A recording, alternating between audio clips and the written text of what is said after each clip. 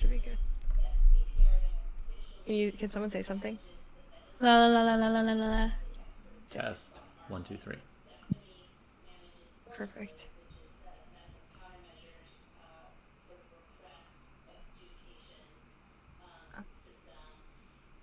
All right, so I have this shared chat enabled for everyone. Hopefully it works this time. Shared chat is on. Okay, got it. Hello, Yito. Also, hello, not to all. You were told to be in this chat last time by Rachel. Whoa. Joel, that was definitely not me. All right, well. Hello, Infinity Life. Vegan. Okay, I'm gonna put this on my bed. Hello, Twitch and YouTube. Sick. Quite a bit of Rachel already. Well, you're lucky. That's right. That was the Yeah, you response. should.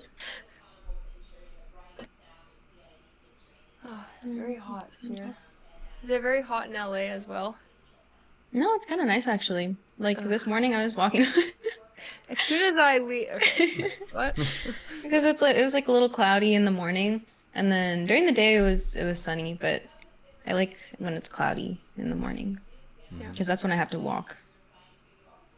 Cloudy mornings in LA are nice, I would say. Yeah. Weather's pretty good here, as you might guess. Yeah. We're all jealous of you being in Hawaii. Yeah, I know.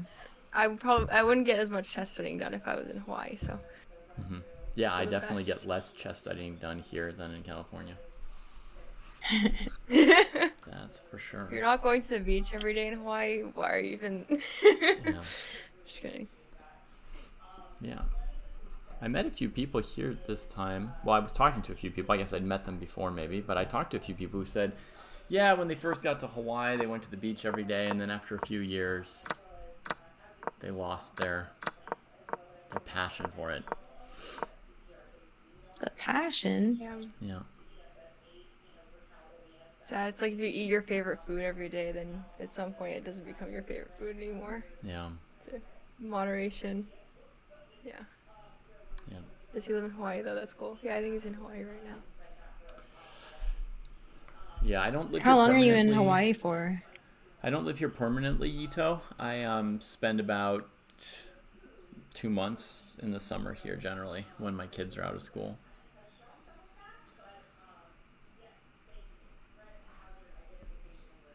I've been one time for a few days and that's it. So I'm a little bit jealous. Yeah. The poke was insane, and it was just like the grocery store poke. And then ever since that, any other fish that I've eaten was just so subpar in comparison. It kind of ruined it for me. Yeah. We have some friends visiting this week, so we took them to this really good place to get poke, and they were really confused because it's a liquor store. But in the back of the liquor store, behind 5,000 bottles of alcohol, there's like a little corner where they serve poke, and it's really like the best. That's awesome. It's always the hole in the wall places that have the best food. Yeah. If someone told me that becoming an IM would be nice, I would get to go to the summer in Hawaii.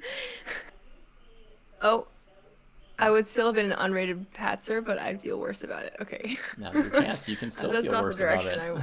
Yeah. Little known perk about being an IM. Wait, you guys can't see my board.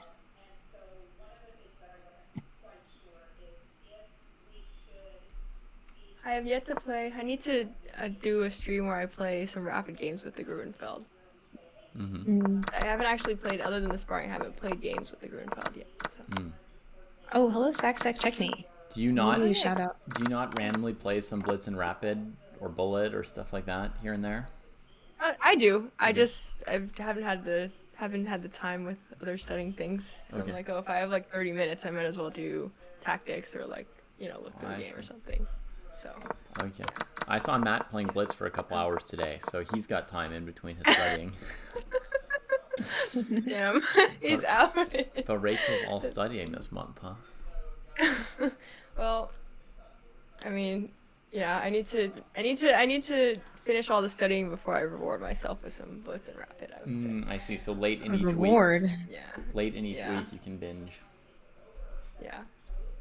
Also, Dave, I was gonna ask you if you have like recommendations on something to play against the London. I literally for the very first time got the London in Chicago, and I played the King's Indian, and I ended up getting like a weird perk position. And then after that, like some of our like higher rated friends just told me to play like I don't know, like E6, C5 or something, and I just kind of like I got it again, and I just played that, and it worked out fine. Oh, the Jabava London. Yeah, the Wow. Jabal one. Yeah. Yeah. Sorry. Like Anushka, do you D4, have, Bishop F4. do you have something that you like playing against? The London? Yeah. Any London, I basically just play like, okay, I go knight f6 and then I go d5 and then I go c5 and then I go knight c6 and then I go queen b6 and then I just like try to play like anti-London basically. So yeah, but the person that she's talking about had like a very specific line against the Jabava, which is like, I don't know if it was e6, maybe it was like knight f6, e6, and then d5 against the Jabava London. So, Rachel, did they play knight c3 against you on move 2? They played Bishop F4 on move 2. Bishop f4, okay. Yeah. So I just like literally the only thing I knew. I just played like knight F6, E6, and C5, and then eventually D5. And just like figured out from there, like put the other knight on C6, and yeah. But it worked out fine for me. But you know, I guess knowing a little bit more theory might be nice. I guess. But I know that also like you could just play D5 right away, like Bishop F4 and then D5. Yeah. Okay, I'll think about it. Yeah. File to get whatever. Someone from your chat said that they like playing D5 right away. It looks like. Yeah, I think if to fish, that makes sense. Yeah, I just don't have experience with those kinds of positions, I guess. Yeah. I mean, the good thing about it is it overlaps with your current repertoire, right, of playing Grünfeld and King's Indian. Yeah.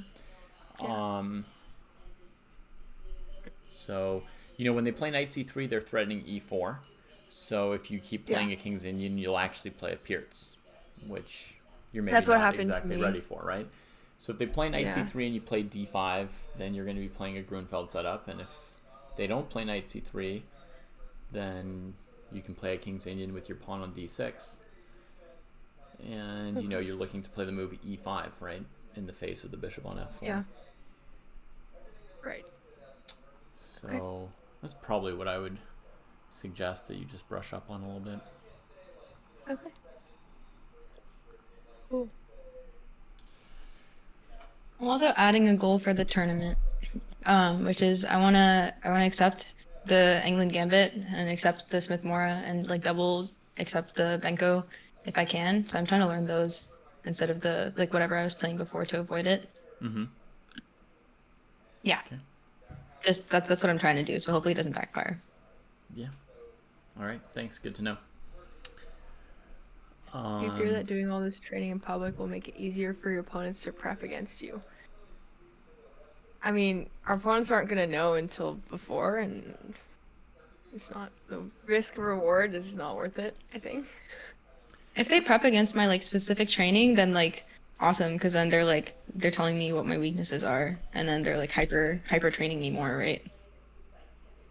They want to put their time into doing that. I've had a lot of students over the years who were worried about training being public or their openings being public. They were making, super secret accounts to play blitz on chess.com, afraid that an opponent would find out that, oh my gosh, they played the Sicilian or something like that. And what I always told them is, like, if you're doing work... Oh, also, they would be, like, afraid to spar their opening because the person they're sparring with is learning about it at the same time as them. Right? And my answer to this has always been, like, if you're doing the work, you're getting ahead. There's no remedy for anyone else. No one else can at the last moment be like, oh, look, I can see, like, they practice this or that, here's the game that they played, here's this or that, like I'll quickly. No, because if they try and quickly look at what you've done, they won't understand it because you've done real training. Right? Yeah. Like they could be like, oh yeah, I'll play into this opening. I saw like Anushka was sparring it with Rachel. Then they play into the opening and you know it better than them because you spent like 6 hours sparring it, right? And they spent 10 minutes noticing that you played it, right? Yeah. So the only way for anyone else to get ahead of you, in my opinion, really, is for them to outwork you either on time or on like the smartness or quality of the work they're doing, right? So if you're doing good work and putting in good hours, someone else have to watch the stream, see what you're sparring, and then go spar more hours than you're sparring with somebody else. And like nobody's doing that. Just be confident that you're outworking everybody. If you're bringing up your training partners along with you, the 3 of you will pass the other 100 people, and that's fine. It's also likely that the 3 of us will play each other. Sorry, go ahead. Oh, I don't know. Oh, is that close to you? I was sparring, or I did opening spar with Matt, and we ended up, like, just to practice his French, and he plays the winnower, and then the only line I learned was, like, someone spent, like, 15 minutes explaining to me what to do against the French, and that was kind of all I'm going off of. I play, like, bishop d2, and then I hang my like, e4 pawn and push d5. So anyways, like, a specific sideline that he'd never seen, and we just spent, like, the whole time sparring that, like, specific sideline. Mm-hmm. And I went to this, like, chess club last night, just, like, a social thing at this bar, and, like, I got in that exact, like, sideline with the guy, and I just, like, destroyed him. Yeah. And then I was like, yeah, because we had like sparred that position like multiple times from multiple different angles, and I texted Matt after that. I was like, dude, it's like not even. I saw that and I was like, yeah, this is like down. So that was perks of the endgame sparring for sure. Yeah, that's exactly how it works. You do the extra work, and there's no replacing it for someone else. Yeah. Should we get into today's episode? Yes. All right. Welcome, everybody. This is Endgame Apprentice. Once again, we are very privileged to be joined by Blood Queen and Rach Angel doing their private training in front of the whole world so that everyone can prepare for them and try and figure out what their weaknesses are, which, as we've just been chatting, is kind of useless because they're eliminating those weaknesses as they train. So it's like by the time you figure out the weakness, oops, it's not there anymore because they were just sparring. Today we're going to continue with a theme that we touched on last episode with Rachel and Matt. We did an episode where we took a Grünfeld type position and a Queen's Gambit type position, and we played 2 rook and bishop endings, but with this very slightly different structure. And I told them that practicing this kind of endgame from an opening structure that's really typical for an opening you play is going to help you play that opening better. Not just because 1 out of 4 games, or I guess that's average. For Anushka, maybe like 3 out of 4 games you'll get to an endgame, and so you'll actually play a position like that. Rachel, maybe only 1 out of 10 games you'll get to an end game like that. But because as you're playing your games, it's telling you who does or doesn't want to take what trades. It's helping you evaluate all your choices in the middle game as you're considering possible end games that could arise. So we did that yesterday, and today we're continuing. We're going to do a sparring, which is at the same time opening sparring and end game sparring. So does one of you want to click through the moves and show folks the position we're going to be looking at today? I don't know. Do we have permission? Yeah, I just gave you guys both permission. So okay. Yeah. I can. Okay. Go for it. Yeah, it's a Grünfeld. Yeah. And it's this line. So I've gotten something like this over the board. Mm-hmm. I don't know. Yeah. Yeah, I was going to ask. I know, Anushka, at some point you studied some Grünfeld opening theory. So I was curious if you'd seen more or less this line with the queen trade early on d2 before. Yeah, I got this in Chicago Open actually, and my opponent played like D5 or something. Like after I played Rook D8, he played D5, and then I played E6, and it was a whole game. But I know this line. I don't really like have it memorized anymore. Like I would have taken first before playing this. I didn't know that this was theory. So yeah. Yeah. So yeah. So there's a couple alternatives along the way. Like black could play either rook d8 or knight c6. And then depending on how white plays, there's a couple different options. So I'm not teaching you exhaustive opening theory here, right? We're just going to play a sample position. It can sometimes come from the rook d8 line, sometimes from the knight c6 line. And it's to some extent like a typical looking Grünfeld endgame. So the idea is not I'm giving you full theory here, but that we're going to find some themes which are going to be relevant. And this is a line that kind of straddles between opening and endgame, right? It kind of goes almost straight to the endgame. The position we've got here, if you had one more rook off the board, it would definitely be an endgame. With two rooks on the board, it's still kind of like in between being a middle game and an endgame. But I think we'll get good endgame practice by playing this position anyway, because, well, it's somewhat unlikely that most games one of you will get mated before any pieces trade, right? So we'll probably get a fair amount of endgame play here. And so we'll get to see this kind of classic trade-off here between the pawn structure that white has and then some activity that black looks for with their bishop pair or with the position of the white king.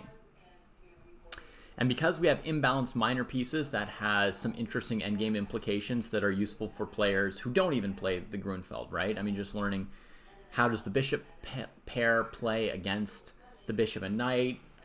Can the bishop and knight use the central presence to be as strong as the bishop pair or not? So there's some useful themes here for people who play any opening, but in particular, I think for you two, it should be also opening training, because it'll help you to think of what direction your game's going even while you're playing the opening. And the further along people get, you'll see that masters and international masters and grandmasters, more and more, their opening study often starts in positions even 5 moves deeper than this. Because they'll have been playing an opening for years and they'll have picked up some theory and see some other seen some other grandmaster games that they're following, etc. And so they'll sometimes pick a position even a few moves deeper than this and say, I really want to investigate the position after. And they might say, rook c5, f6, rook b1, e5. They might specifically want to look at a line even further along, right? So often their opening study will start around move 20 or so with some sparring. And here we're kind of straddling that a little bit for you all. Again, I'm not expecting us to be exhaustive and have sparred all the different alternatives along the way, but I think it's just going to be a useful position to play out. I'm going to use an intermediate time control here today. So we're going to use, we're just using a really weird time control for the sake of getting in a couple games, because we're starting really on a early move number. So if I gave you a 30-second increment, these games could be pretty darn long, or there might even only be one game. So let's try for 15 minutes plus 10 seconds. And at least hopefully get you each one game with white and one game with black. Okay. Yeah. It's longer than I thought. What's that? That's longer than I thought. Yeah. I'm giving you something. I didn't want to force you to play blitz here. And I'll just mention, in the position before rook c5, if white plays rook c6, bishop b7 would have been black's idea. Okay? It could be playable. You could look at that move sometime if you want, but that's partly why white's not just smashing the rook down on the pawn. And so rook hd1, you could see it would be played to reinforce the d4 pawn. Rook c5, it might be played to potentially bring the second rook over to b1 and try and attack more of the queen side with rooks. Or it might be played to control the e5 square, either to stop black from playing e5 or because white themselves might want to play knight e5. And you're welcome to try rook c5 or rook hd1. And as black in these positions, you can try one or two different ideas. I would not spend a minute on your first move. Not only will chess.com abort the game, but I sent you this position a few minutes ago, and I also want you to feel free in the first couple moves of a game to try out an idea that looks okay to you. It doesn't have to be best. Just try it. And if you make up your mind after a few moves that you really hate it or something, you could just resign and we start a new game. Or offer a draw and we start a new game if you're, whichever one you want. The result doesn't really matter. We can just move on to another game if you reach a point where you think like, oh, this idea is obviously not worth repeating. Feel free to end the game and get in more reps of what you think is more useful or interesting for you. Okay. Any thoughts or questions about what we're doing today? Are we gonna talk about our initial thoughts on the position, or just get right into it? Yeah, if you've got a couple initial thoughts. I mean, that the evaluation is going to be somewhere near reasonable because it's a bunch of theoretical moves, right? So I haven't hung pieces for anybody, so it's just, it's somewhere between 0 and plus 0.15 or something like that. So that you kind of can assume. But if you want to say something about what your first thoughts are of white's plans or black's plans, go for it. Oh, well, I don't have something specifically that I want to say, but yeah. I just know that's like the usual method, but Yeah. I'm happy to just get right into it. Yeah. Anushka, you have anything to give us other than just some moves? Well, from what I know about the Grünfeld, my idea as black is to try to like attack your king or do things with tempo because your king's in the middle. So like maybe like c5 or f5 or e5 or f5 or things like that are very normal. I don't know which one is good, but we can figure it out. Yeah. And yeah, bishop pair. What else? Perfect. That's helpful. I wonder if like trading the rooks would be even better. So then you have the bishop pair versus the bishop and the knight. I'm not exactly sure if that's how that works, but that could be Right. So a interesting. difference compared to some standard Grunfeld positions is this pawn is on c6 instead of, let's say, b6 or b7, right? When the pawn's on b6 or b7, she might try just playing rook c8, trading some rooks, playing a longer endgame. But here, because her pawn structure is a little bit scuffed, she doesn't have the normal queen side pawn majority. She's going to go with what is also one of the main ideas of the Grunfeld, which is to play sort of active moves. See if she can harry white's king or just create the right kind of position for the bishops to shine. Yeah. Okay. Super good. So, yeah, you can challenge each other to this position. 15 plus 10. Doesn't matter who's white first. Okay. Okay. Yeah. I guess we could give Anushka white first. Should I challenge you, Rachel? Do you want to do it after rook hd1? Yeah, sure. Yeah. Okay. You Do you can- want to play white or do you want to play black? You could just click random and see what happens. Yeah. Okay. You can also play the moves to get here if you want. We can leave the sound on and I Oh. can help you get there if you That want. actually might be helpful just for me not having played the Grünfeld. Just for Rachel getting in a few more Yeah. reps of having played the Yeah. Grunfeld. Okay. So just a normal 15-10. Yeah. Okay. And then I'll find you here.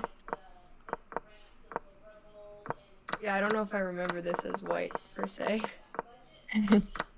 So maybe.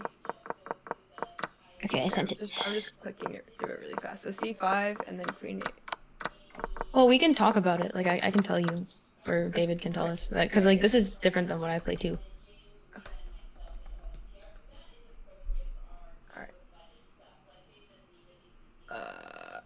Okay, I thought I accepted your friend request, but it did not. My friend request? Or sorry, your friend request. Your game request. We're friends now. Wait, are you in live? It was all a ruse where we've never been friends. Oh. Okay, I'm gonna send you another challenge. Okay. I don't know I'll just about sit you, in but live. my chess.com says it's taking longer than usual to connect. But Alright. you guys seem fine on the stream, so I'm not sure. Okay, let me try. I did a random color. Friendship over, I guess. No, that's not what I meant to say. Okay, I'm not. Ooh, okay. Yes, I got one. Okay. Okay, great. I'm waiting.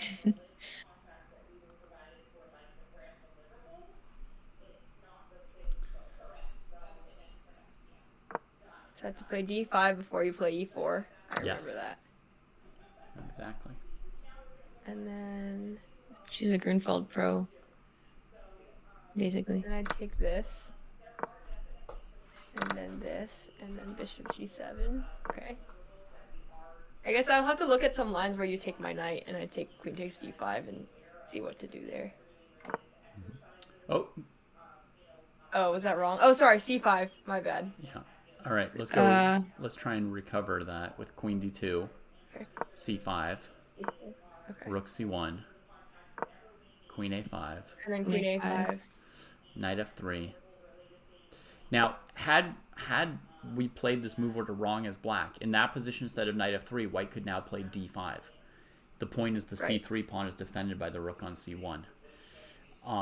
Right. Or d takes c5 or d5 become extra options for white. So that's why as black we go quickly queen a5, cd, and trade the queens. But now you can make up for it. You can play cd.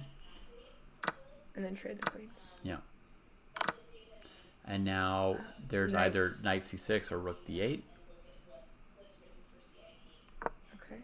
And then bishop b5. And then rook d8. Rook d8. We'll trade on c6. And then freedom for Anushka to choose her first move here. Oh, and since we played out the opening, she won't get flagged if she chooses to think for half a minute. But I would encourage you not to spend, 3 or 4 minutes on one of the first moves here, because we just try something and then try again. Yeah, I'll try this one first. Cool. Okay. All right, I'm going to turn off my Discord audio and enjoy. Okay. All right. Bye. Bye. All right, so rook d1. I'd say principal idea is overprotecting this pawn on d4 to get out of the way of moves like c5 and e5, so the king can get out of the way relatively quickly now. Notice that on king e2, there's maybe bishop a6 in some cases, but if the king goes to e1, a bishop on a6 would sort of look pretty, but maybe do nothing. Could be that kind of piece. If the bishop went to g4 instead, then there's definitely the possibility of trading for this knight here. It can't escape because of the rook. By contrast, this rook c5 line, I think one of the ideas would be that if black goes bishop g4, you can escape that trade with knight e5, hitting the bishop, hitting the pawn. And I once had a position very much like this, opposite colored bishop ending as white. I think it's pretty nice for white. So I'd say the move rook c5 makes bishop g4 look a lot less good. The move rook d1, bishop g4 is very possible. Rachel attacks e5, which I was just thinking is maybe the point that rook d1 defends the best. So e5 kind of doesn't respect that much. Blood Queen steps aside, and so Anushka's got this pawn defended 3 times now. And if black plays simple trades here, which I don't think that she will, but if black played a bunch of simple trades here, this position would probably be good for white. The bishop pair's been broken up, and this pawn remains as an unpleasant weakness. Right? Are there drawing chances? Sure, plenty of drawing chances, but it looks generally bad, right? It steps in the wrong direction, steps towards a position that could be good for white. So we get the check, and now Anushka just steps backwards, and I think she might not mind having gotten checked, she may have thought, I go to the best square with my king. If black chases me off, then that bishop's not so good on a6. Can't go to g4, can't go to e6 to attack the a-pawn. So this might have been mildly luring that bishop to a6 on purpose, you know?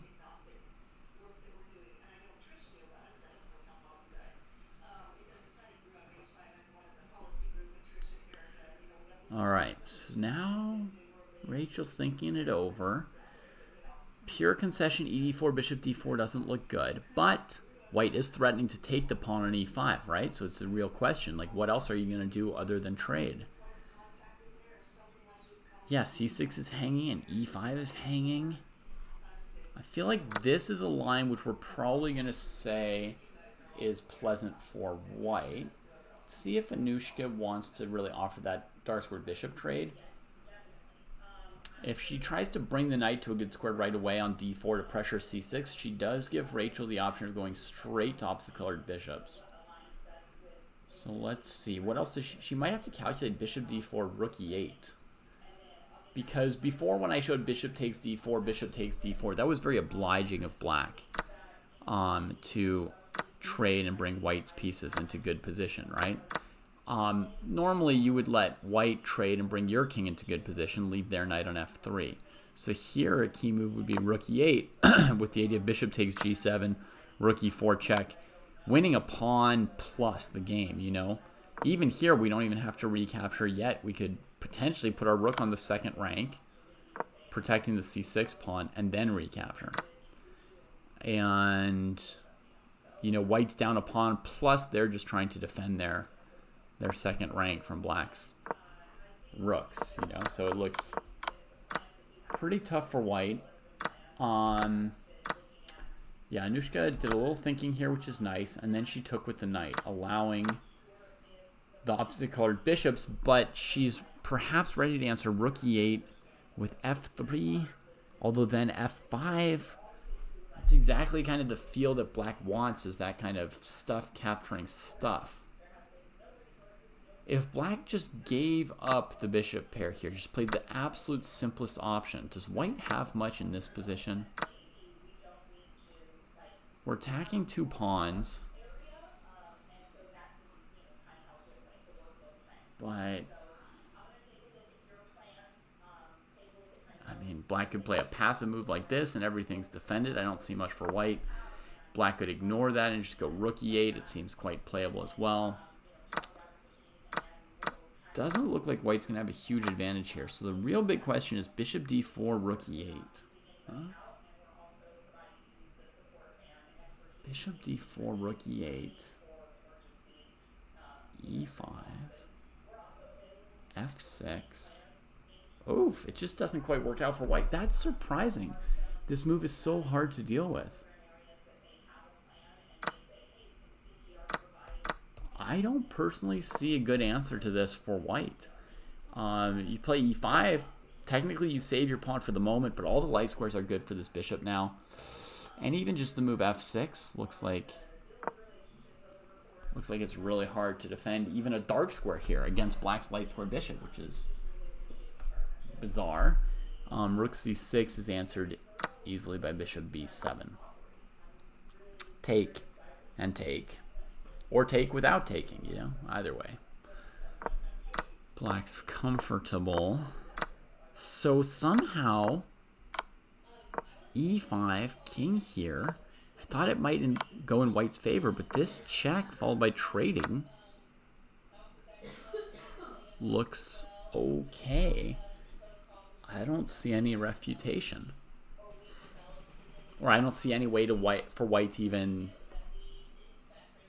you know, show any serious problem with what black's done. So we got knight d4, and here Rachel's thinking about it. She could also still try rook e8 with the idea of f3, f5. She could play more complicated. Depends how excited she is about black's position.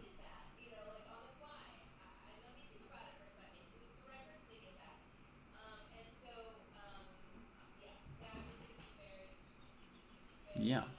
They're both, moderately. They're both fairly like ambitious players, so it's not a big surprise to see Rachel go for something aggressive versus some kind of simplification, solid approach with bishop takes d4. So she goes for this.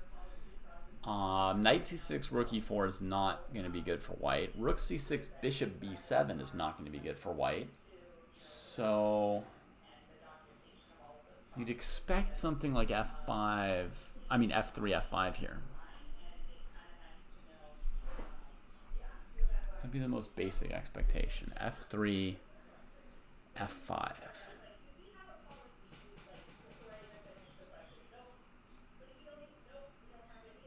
And then rook c6. And that bishop on a6 is having trouble finding places to go. f3, f5, rook c6, bishop b7, rook c7. It's not so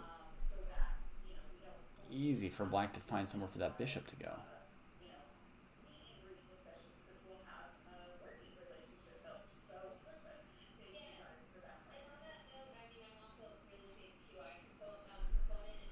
Bishop takes d4, e5 line. Okay, Foos is saying, I had this line I suggested before. With bishop b7, rook c7.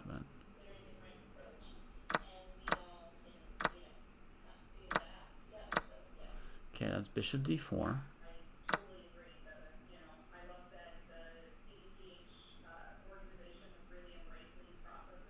Rook e8, e5, f6, rook c6 here, rook here, going after a7. Now possibly bishop takes, possibly also just pawn takes pawn first, Foos. Right, and if rook takes, then we take here. It's pretty decent. This might be simpler than trading off on f3. But yeah, you were wondering about takes, bishop a7 here, right? The idea is really rook d7. Because, rook e6 to a6 would deal with the a pawn. All kinds of things would deal with the a pawn. It's not that good. Bishop's covering a1. Could play e4 even. This rook move could be slightly annoying.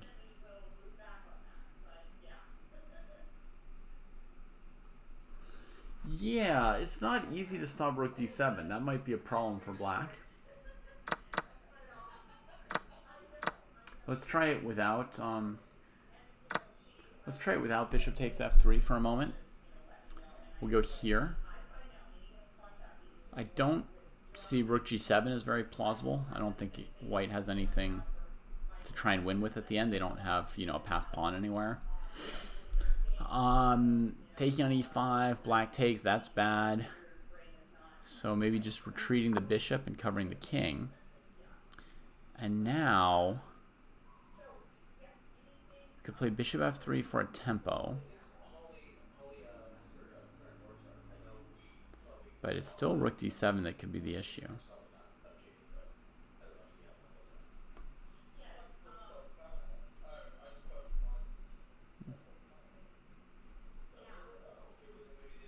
Even here, seems like white is actually a smidge better in the end, Foos. This is really looking deep into this line to notice that white's a little bit better. My instinct is not to take that knight, but to keep the bishop pair.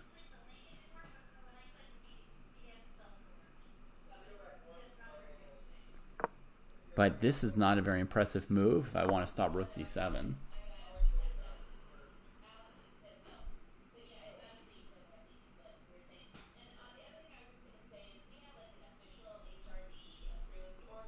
Maybe like this.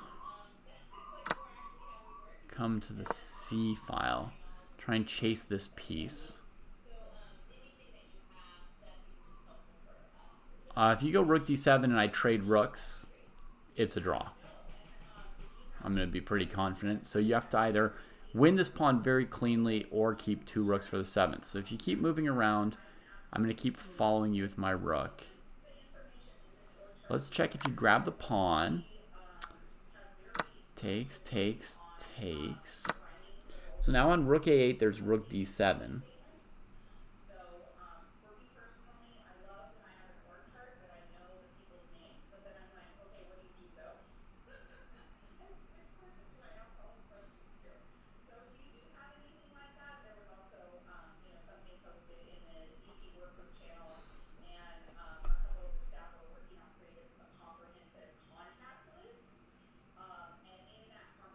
Okay. Now the key is I need to get my rook like here. So let's try this move. Rook here. Okay, I'm sure they've played some other moves by now. But this is a very tricky and critical line that Fu's pointed us towards. So that's why we looked at it for a little bit. It's definitely a little bit dangerous for black. Definitely there's a little danger here. But maybe I managed to hold it together. I would need more time to be more certain about this.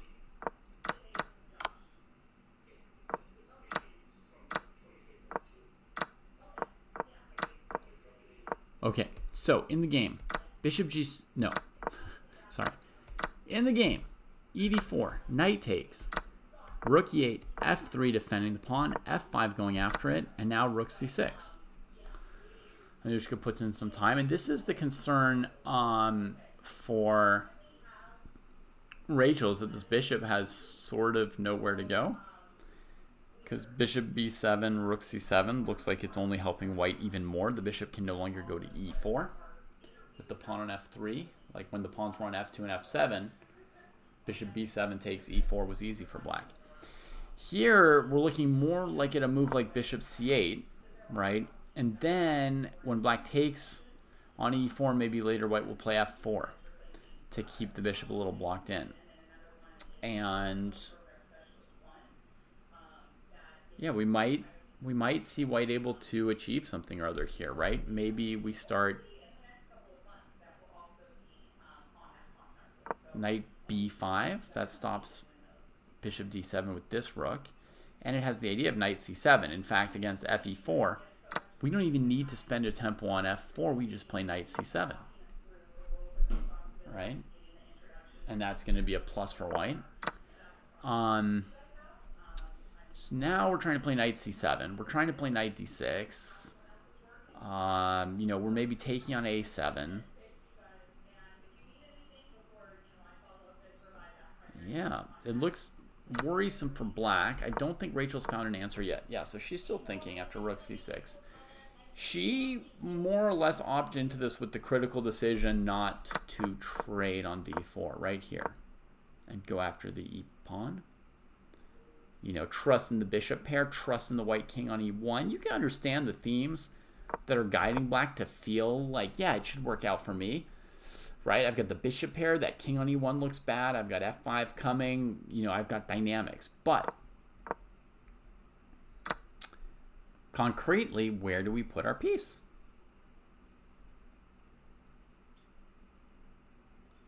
Is fe4 here worth an idea?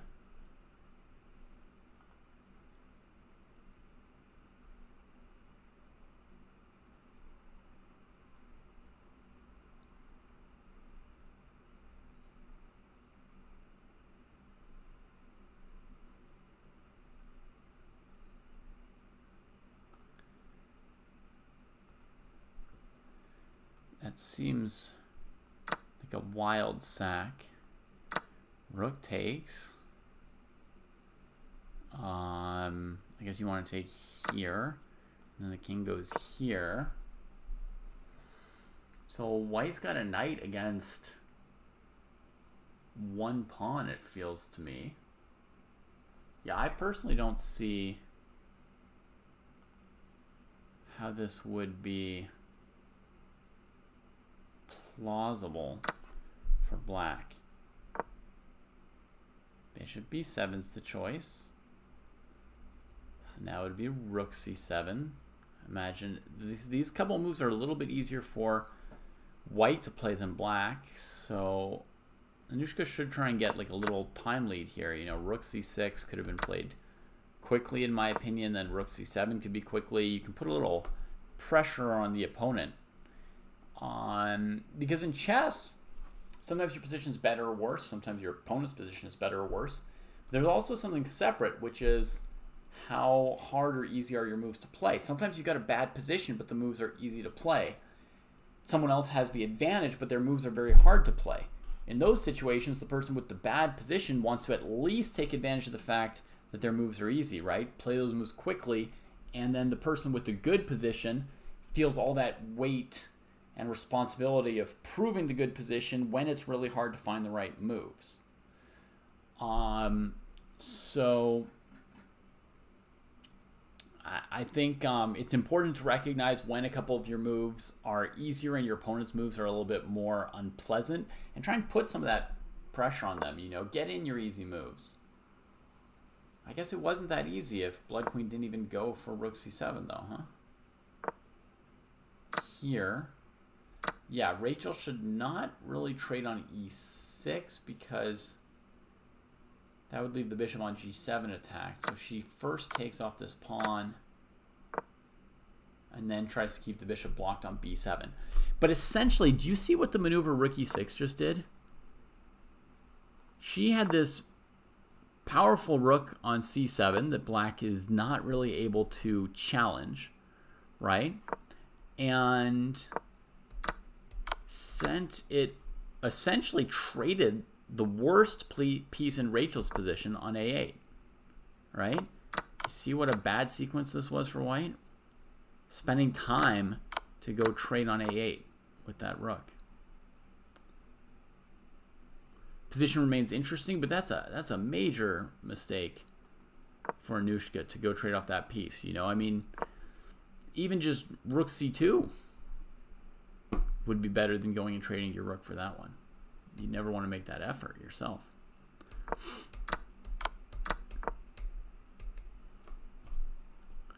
All right.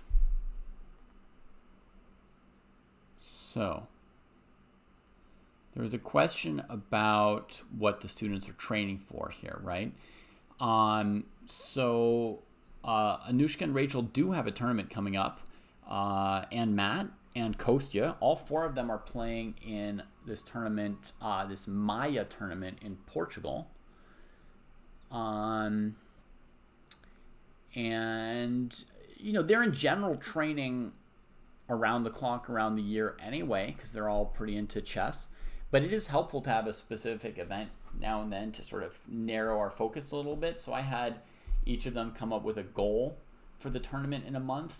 And then I put together a training program for them, which includes, you know, a bunch of normal elements of the dojo training program, but also a few little tweaks to help them work on their goals. I've been thinking of doing a longer video, maybe 3-4 minutes on this subject, but I'll give you a 10-second version of a very important chess idea. I'll just blow it right here, which is that some of the best improvement happens when you create the following cycle.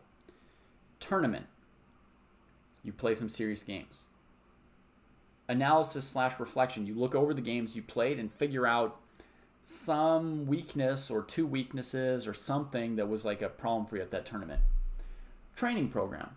You're going to train for a couple weeks on something that you think might counter the weakness that you saw as a problem there.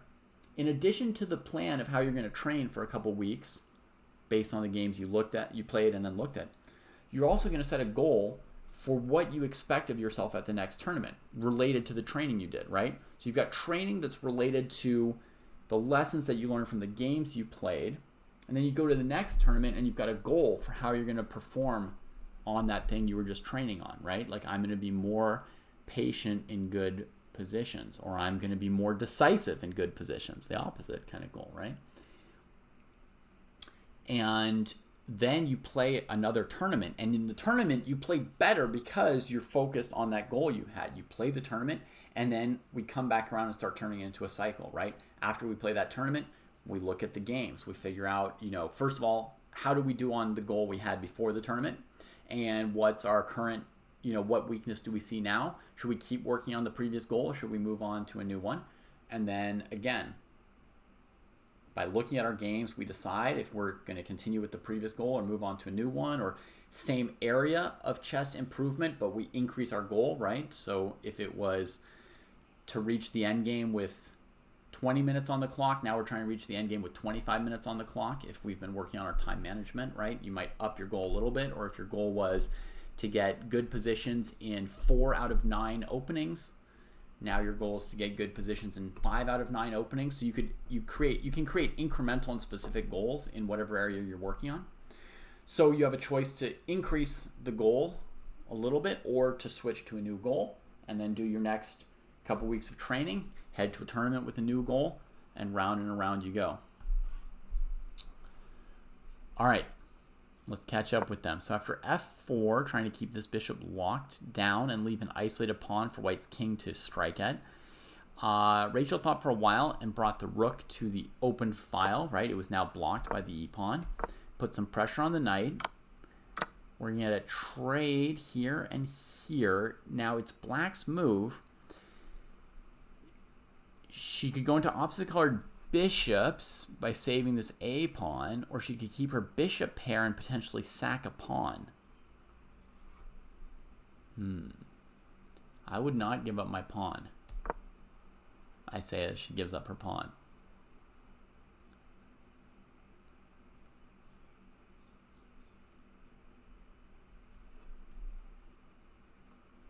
Any reaction from either player to that pawn on a7 being sacrificed? Mild surprise to David. I see a little bit of potential agony there from Rachel. Maybe she just realized that there was a choice between the bishop pair and the pawn, and now she's wishing she didn't just give a pawn. Okay, we just got to move from Anushka. Let's see if she's munched. She's munched. Pawn is a pawn.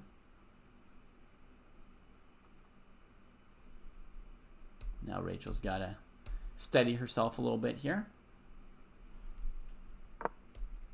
Goes after the knight and the pawn on a2. Oh, everything's okay.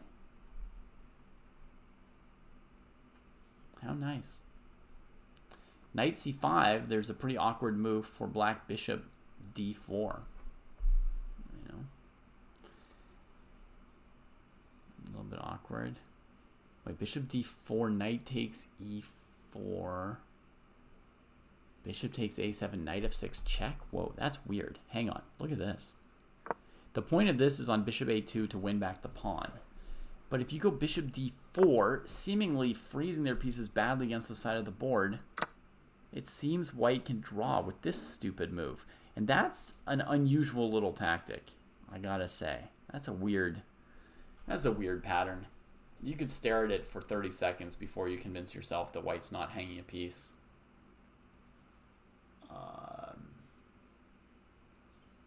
If bishop takes e4, there's bishop d4, and if bishop a7, there's knight f6, and the pieces are so crisscrossed and weird, you might think there are other options for black, but really, the options are to take one or the other of white's minor pieces, and then it's actually only 2 branches. It's just visually boggling to me. Okay, so here she's thinking after bishop d5. If she plays a move like knight g5, then black can trade on g5, take on a2. Somebody in chat was suggesting knight g5. If knight g5, you can trade, and agree to a draw. That's enough. That's enough for the game. So bishop d4 was played. Bishop e6, bishop f6, bishop a2, draw. I would say I'll probably intervene in about 30 seconds if they don't end this game and tell them to move on to the next one.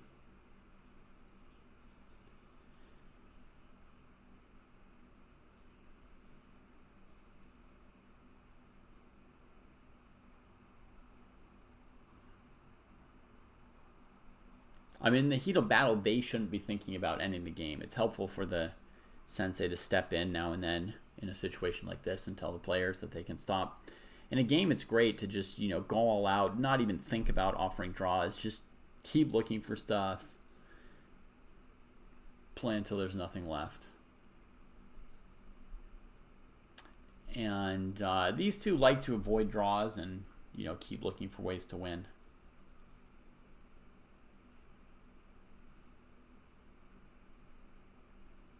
Bishop e7.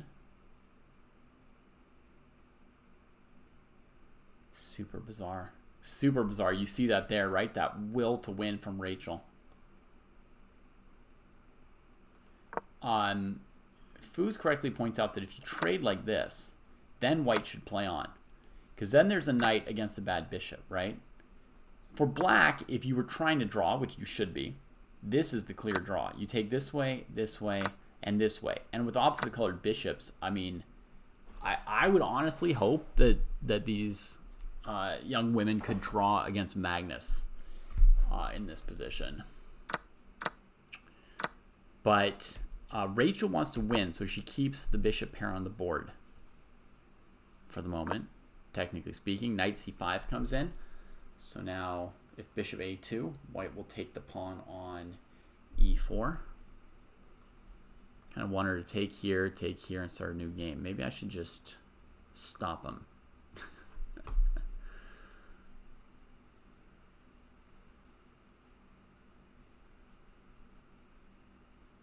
Yeah.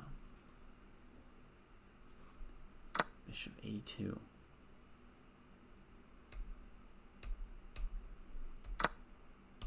She's going to go back to d5 to try and recover her pawn here. All right, we'll let her keep cooking a little bit, although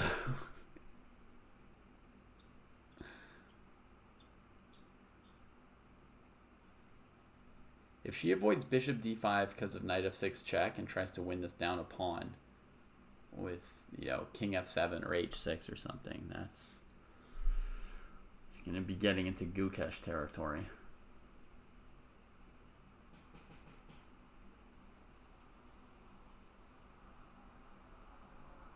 But yeah, I mean, I'm like this too when I play against Kostya. Jesse has to stop me because I just want to keep going and going.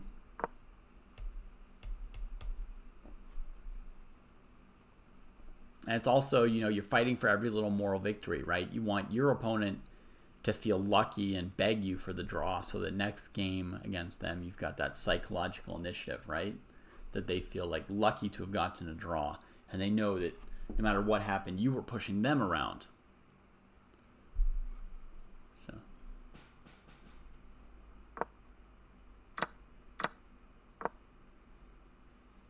Here the knight was attacked. There was never time for white to play a4, right? The knight was attacked.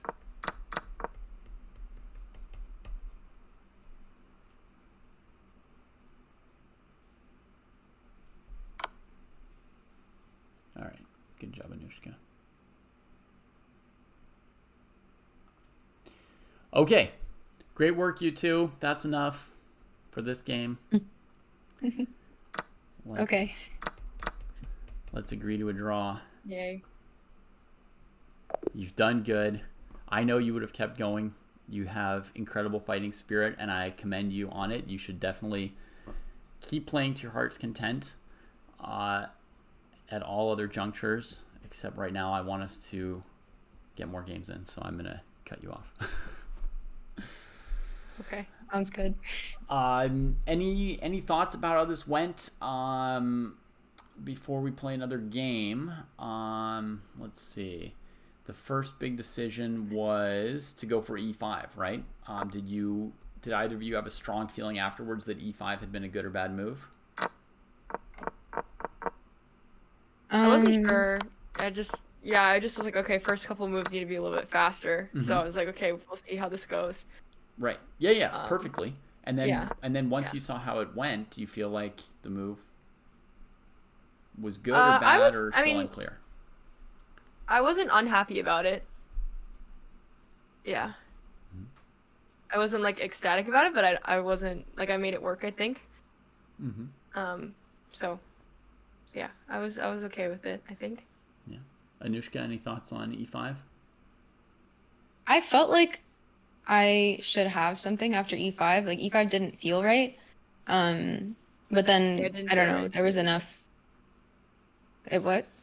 Oh, it didn't feel right to me either, but I wasn't Oh, sure why either. So, but I was like, I need to do something in the center. So, yeah. yeah. I mean, because like when I get these, I always play f5. Like I don't usually play e5. Mm-hmm. And Right. e5 in the Grünfeld, it's like usually like sometimes it's a thing, and even when it's a thing, I don't like my hand doesn't want to play e5. So like e5 is not like a me move to make. Um, but like whatever I thought I would have, I didn't. Because yeah, bishop a6 check, I didn't even like consider that it was a move. Mm-hmm. And then when you played it, I was like, oh, that's actually like that's pretty good because I wanted to go to f1 or I mean, it's not Right. like it did anything, but you're controlling a lot of squares in my territory and like rook c4 and stuff, and it's hard to defend my e pawn. And then yeah, I debated between bishop takes d4 after you took on d4 and knight takes d4, and after bishop takes d4, I was anticipating bishop h6, and then I was gonna play rook takes c6, and I thought I was good there. But then after bishop takes d4, rook e8, I didn't like any of the ways to like I could take your bishop there, but then like I didn't like any of the ways that I could defend the pawn. Like if I go knight d2, then you can go bishop d3. So I just didn't like it vibes wise. So that's why I took with the knight so I could play f3. And Mm-hmm. then after I played f3, I realized you could go for f5. And then I was like, I'm definitely not better here. Like I don't know what to do. I think honestly, looking back on it, I think I like e5 because I was like, oh, your king's in the center, like, just like basic, like keep putting pressure on the pin piece or whatever. And I always felt like I was in control of like the decisions that were happening, Okay. which I don't really feel like that usually for like most of the game. So Yeah. yeah, because then like yeah, it was like bishop h6 and then like pressuring e4. It felt like I was able to like try and attack things, and then you would play like really nice defensive moves. Like I really liked bishop d4 at the end. It was really fancy. I was like, oh, this is cool. Let me check But something with Anushka's calculation. So Anushka, you mentioned that on bishop takes d4, you correctly found rook e8, right? This annoying move. Yeah. And then did you calculate bishop takes g7, king takes g7, knight d2 there? Yeah. And then bishop d3. But I didn't really look at this too clearly. I was like, oh, there's things. Mm-hmm. And like, there I can play f3. Now I'm seeing. But Okay. before I didn't see that. So when you were looking at that line, you weren't looking at rook takes e4 check as an in-between move, right? No, I was not. Okay. Because that was like the key reason that white can't go for this line was that in-between check. So I'm just checking where your calculations at, obviously, because I'm trying to help with your Yeah. training plan overall. Yeah, so that That's a rook big e8 miss. line, I was thinking that somebody in chat pointed out there's like a pretty critical line where you could play e5 after rook e8, which looks all sorts of wrong, just weakening all the light squares. But we looked at a really, really long line with, e5, f6, rook takes c6, bishop b7, rook c7, and black takes on f3, takes on e5, white takes on a7, and it was not totally clear. And not as dumb for white as I thought it might be. So that line was pretty interesting. Bishop d4, rook e8, e5. With the doubled f pawns. Yeah. Because it's not even about the doubled f pawns. Like if you get one rook to c7, you play bishop takes a7, you're looking to bring the second rook to d7. Doubled rooks on the 7th Oh, rank. bishop takes a7. Yeah, doubled Yeah. rooks on the 7th rank plus the a pawn could be pretty scary, and it doesn't really matter what's left on the king side for white. Oh, that's yeah. It was a very weird. wait, sorry, could you say the line all the way through? I Sure. got lost. Sure. So- So it goes rook e8, e5, Okay. f6 for black, maybe not the only move, right? Black could play a passive move like bishop b5 or rook c8, and maybe none of this matters, right? But f6 is probably the first kind of move either of you would look at, right? Just sort of the straightforward move going after white's pawn and king. So we play rook c6 for white, bishop b7, rook c7, bishop takes f3, g takes f3, fe5, bishop a7, and in this position, white's idea is rook d1 to d7, as well as a4, a5, a6.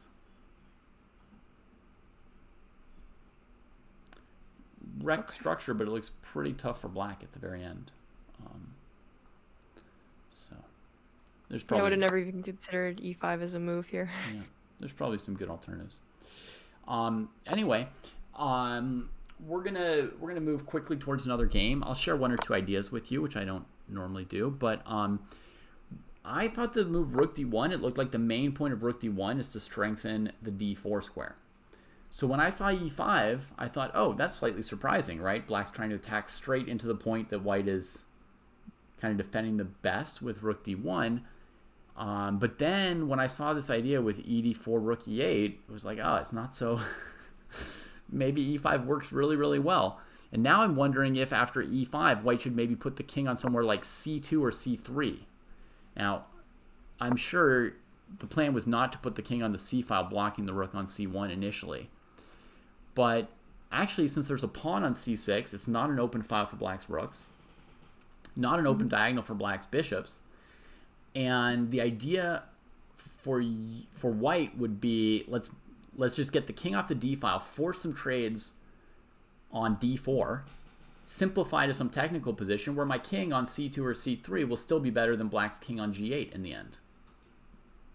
I'm assuming after ed, I would take with the knight. I think with the And bishop, then just 5.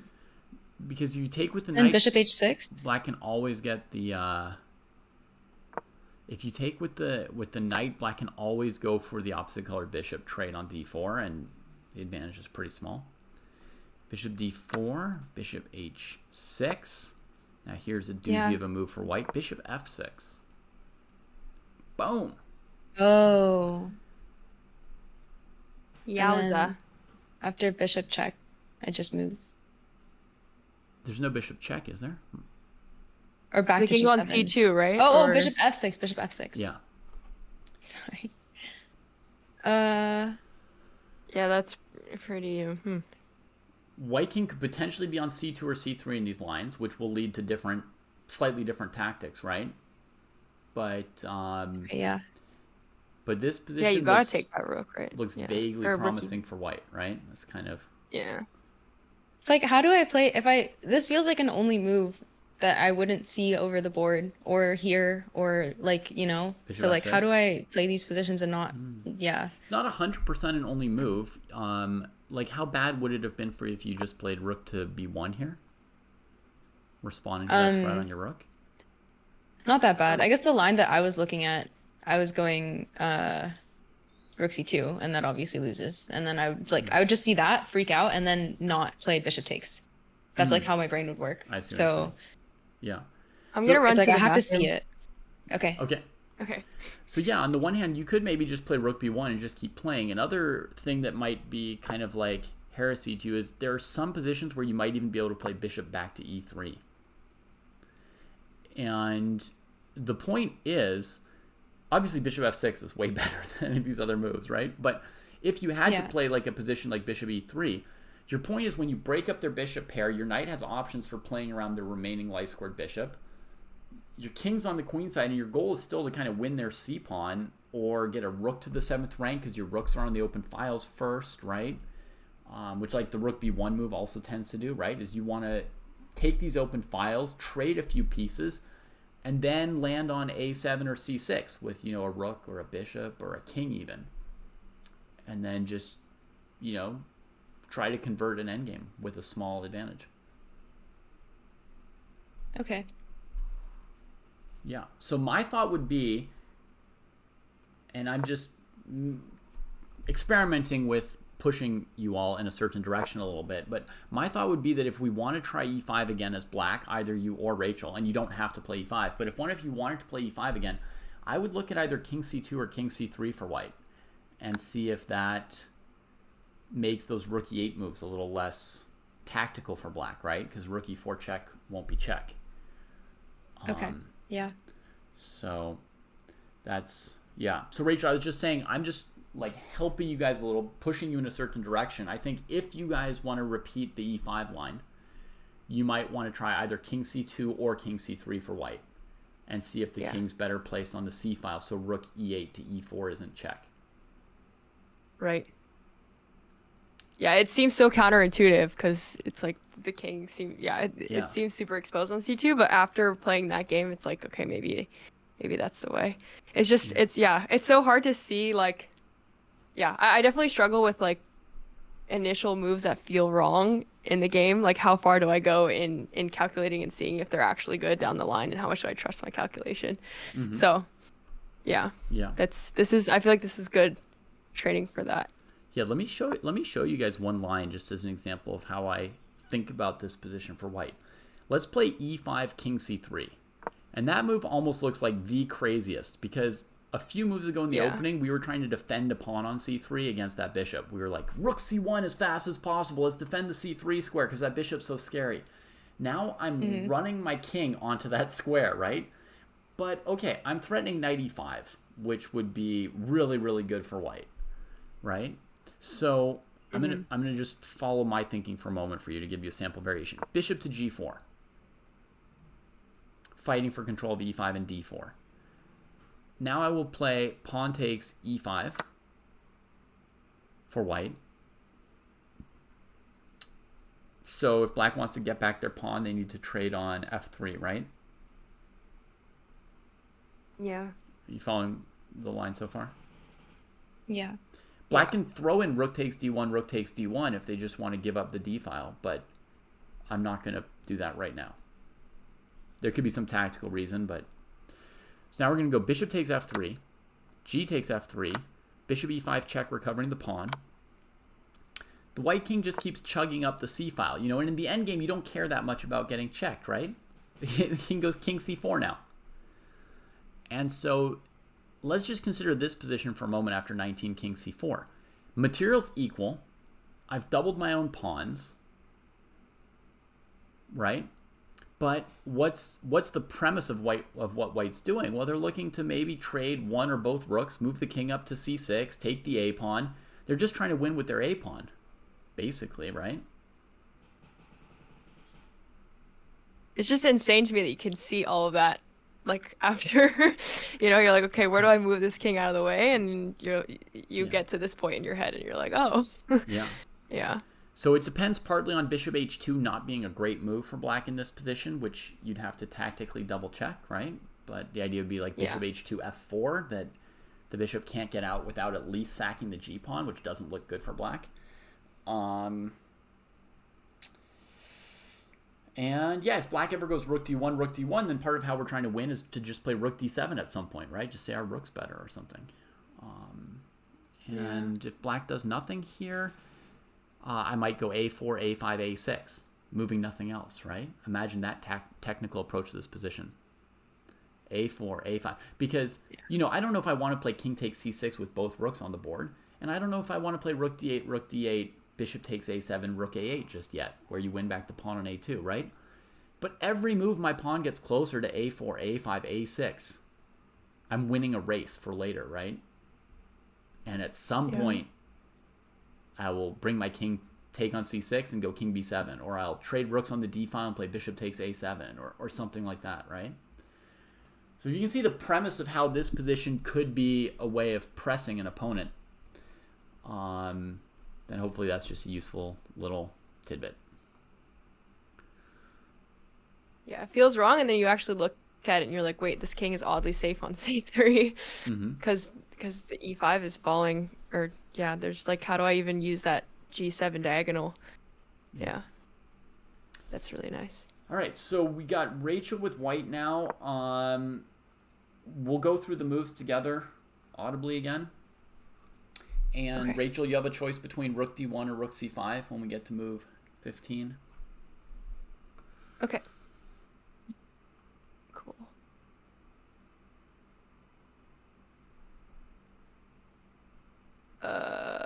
I take it and play e4. And then... What's the move here? Knight f3 or... Bishop e3. Bishop e3. Okay.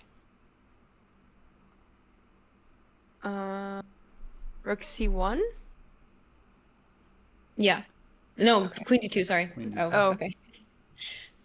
Sorry. I don't remember which order I castle and play queen a5 in, though. I want to go queen a5 first. Black goes Okay. queen a5 and cd4 first to give white no choices. Okay, okay.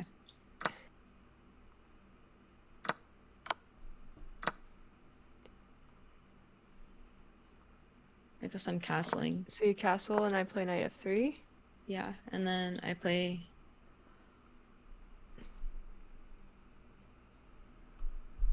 Where does my bishop go? I Oh, guess I play knight c6 first. Oh, you play knight c6 and I play bishop b5 and somehow trade them?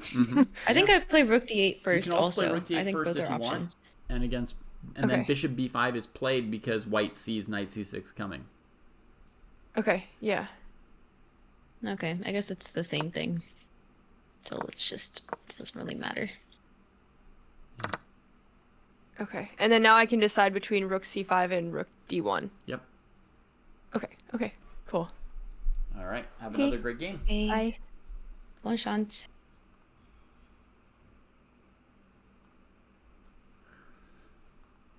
Yeah, so Gefilte Fish is asking if these two endgame students know just how bad my own history of endgame play is, how weird it is to have me as an endgame sensei here. Yeah, they know that I was terrible at endgames for almost my entire life, avoided them like the plague. Even up 3 pawns, my queen would run away from the opponent's queen as if it was the Black Death. They know how long the endgame was in coming for me.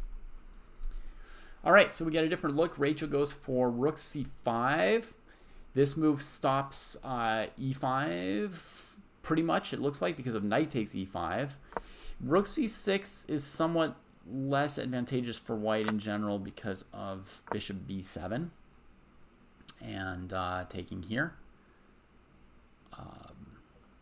You know, I mean, we could analyze a longer line if we wanted to. Bishop e4, rook takes e7, maybe bishop takes f3, g takes f3, bishop d4. Looks very close to equal, but yeah, with this pawn structure, white's not in good shape probably. There might be some other details to it. So rook c5, I think Anushka's first instinct in these positions is f5. From her having a little bit more Grünfeld experience. Now with the pawn on b7, the move e5 is almost always bad because of d5. Right? But with the pawn on c6, the move e5 is better than normal. So Rachel's not wrong to be looking at e5. But I think she'll go for f5 here. Oh, she's done something totally different. Interesting. a5, we get a totally different look. So let's try and see if we can figure out what Anushka came up with like as an idea here. It's possible that it was sort of defensive against the possibility of white playing rook a5 and leaving her passively defending the pawn on a7. But normally Anushka's pretty aggressive and ambitious, not really thinking as defensively as offensively. So there's probably something that she's wanting to do. Maybe she wants to drive this pawn further down the board so that at some point when she attacks this pawn, the pawn's going to be even more of a threat with this bishop and maybe this bishop. She knows that white's not really threatening rook c6, bishop b7.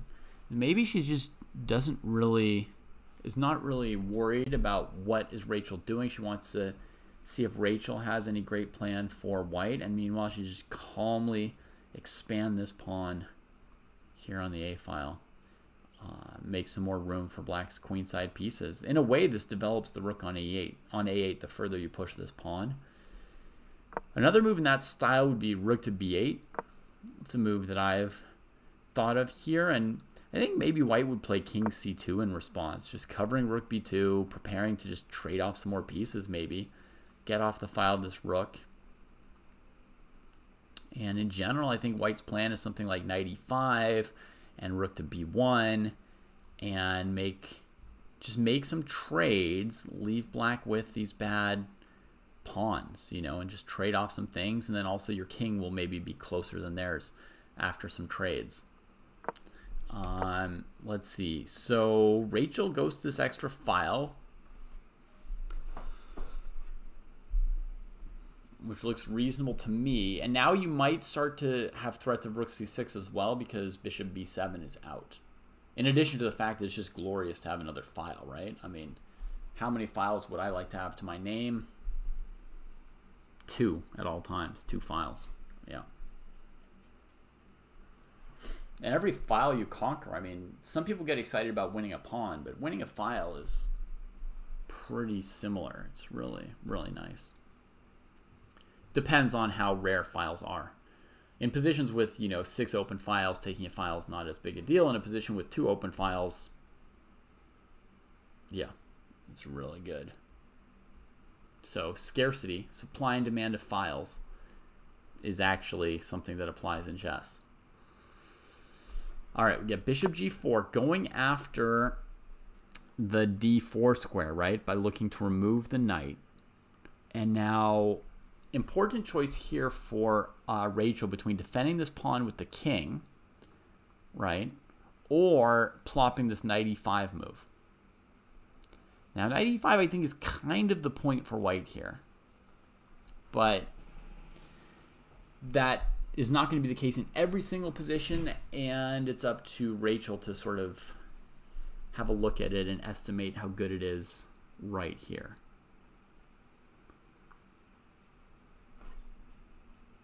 Winning a diagonal is great too, says Beastie. Yeah, winning a diagonal can be really nice too. That is true.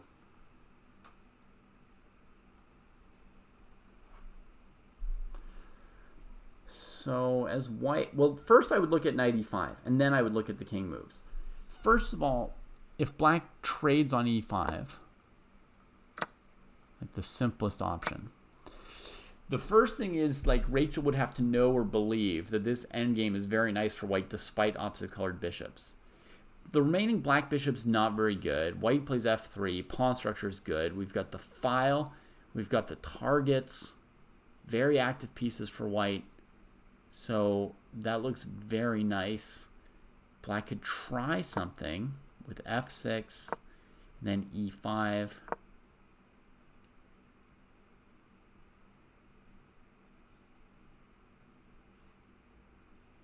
I guess we take, and maybe try this move. Bishop h6. Try and cramp the black king a little bit. We're threatening rook f6. I didn't go to f4 because I wasn't sure about bishop f4, g5, where my bishop was going. So here, come to h6. Looking at rook f6. Looking at rook b7, rook c7, landing all the rooks. And it looks really nice for white, right? Got an isolated pawn and some active pieces for white, So,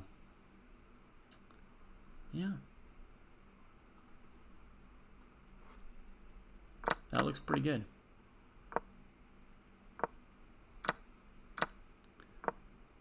Rachel's made a choice, and she's gone for knight e5, and not even that long on the move, 1 minute and 13 seconds. So, okay, that's a good sign. Good sign for Rachel being willing to play this move so quickly. I've seen some positions sometimes where black can just keep the bishop pair with the idea of, more dynamic stuff coming and allow knight c6, but it looks hard to believe here, right? It might even be bishop a2 would be the next move. But can that be? Say we attack this piece. Is there any tactic for black? We're threatening rook a2. We're threatening knight d8. It probably doesn't work here. I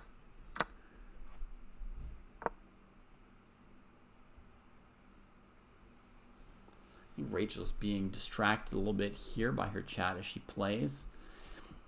Massive raid, friend chatting her up. Hard to stay on it. So yeah, so Anushka doesn't see a way to deal with knight takes c6, and I think this was not a great position for black to allow knight takes c6. I don't really see how it would work. So she goes to the opposite colored bishops and then continues gaining space with this pawn, takes it off the target square as well. So that makes sense, but is she allowing rook e7, which would take apart her remaining dark squares? When I first saw this position, I may have played a line with f6, also hanging the e-pawn. Let's go back and check the tape, shall we? Folks will be screaming at me in chat. This was my variation. f6, rooks, yeah. That was a really useful line before. Oops, la. Okay.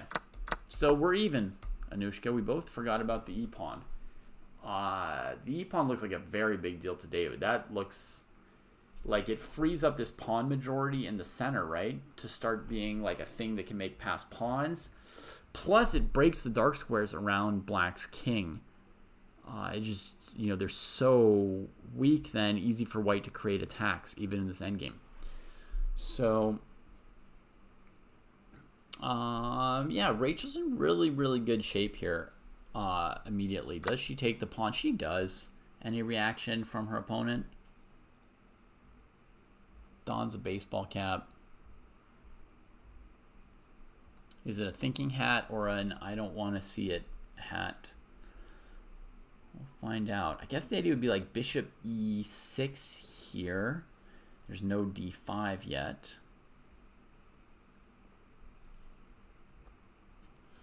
But then White plays a3, which Anushka doesn't exactly want. She wants to get her pawn all the way to a3. She's got her, her big dreams. So she might even play a3 here before bishop e6. Now, bishop e6 is not bad because after a3 you can neutralize White's b file, cut the rook out, and keep going from here. It's not the end of the world just because you lose a pawn with opposite colored bishops. But I could see Anushka playing this very aggressive a3 move. It's in keeping with her general plan for the game, and the idea would be she's looking at some position like this, right, where she's hoping this a pawn is just going to be something that Rachel can't deal with. Let's see, a move came in, bishop e6 first. Okay.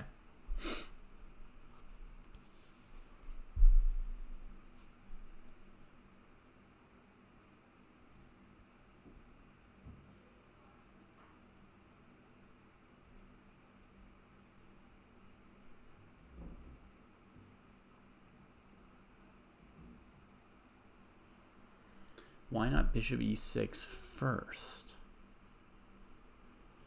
Asks somebody in chat cleverly. Bishop e6. I would guess that Anushka didn't want this pawn coming to a4, fixing her pawn on a dark square. That's my guess.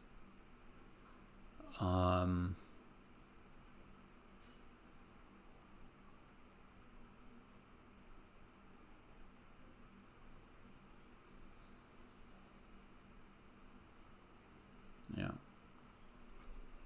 That's my guess.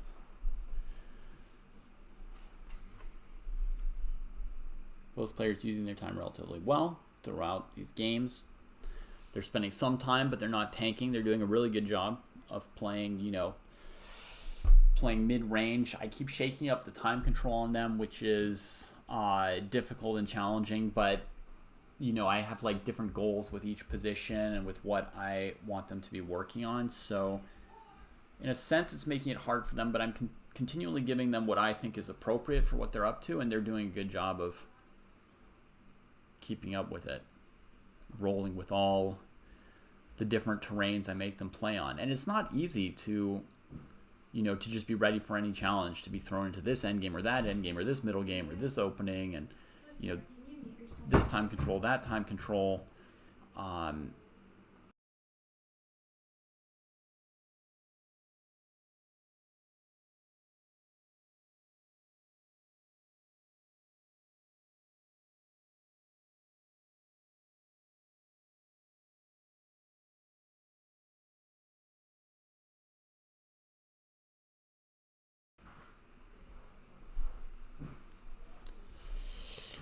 Yeah, so as I was saying, they're keeping up well with all kinds of different challenges, and they're very good sports about it all, to put themselves in this position.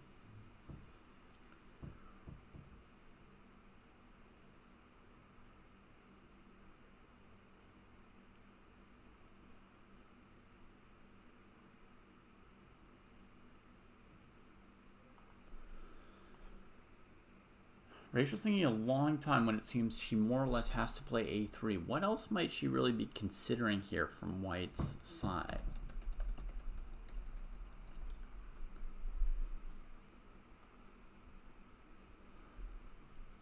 Yeah, she hasn't played anything else here. What else could she be doing? Because, like, I feel rook b2, a3 would just make things worse for white, right? That's basically Anushka's dream.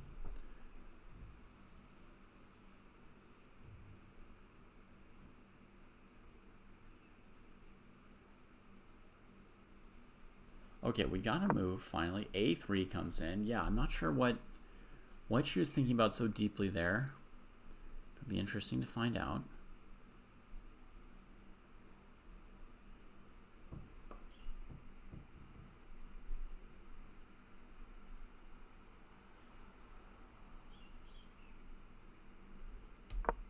There comes bishop b3, locking the file. And the bishop's just happy now, right? It anchors that pawn. It anchors that pawn. This pawn's far advanced, so if the rooks ever get in behind, that pawn's going to be very weak. There'll be very quick counterplay for black. Now, on the other hand, the white king is near here, which could help a little bit. But still, with the bishop, the black rooks can, force their way through a king, generally. So now she go rook c1 and pressure this pawn. That's the obvious repositioning. There's also a question of, like, what's the priority on bishop h6, trapping the king. But I don't think we can allow rook takes d4 check. So,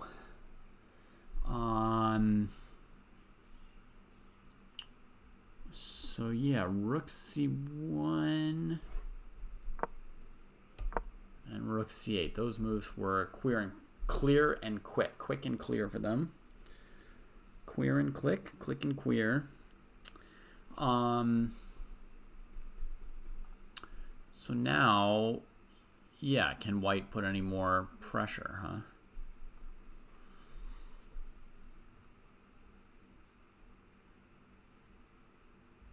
Maybe king d3 to free the bishop on e3. We got to do something to free that bishop, because pretty soon black's going to play king f8 otherwise. Start booting the rook. It's not the end of the world to send the rook over here. But it could be amazing if we could somehow go, bishop g5, bishop f6, something like that.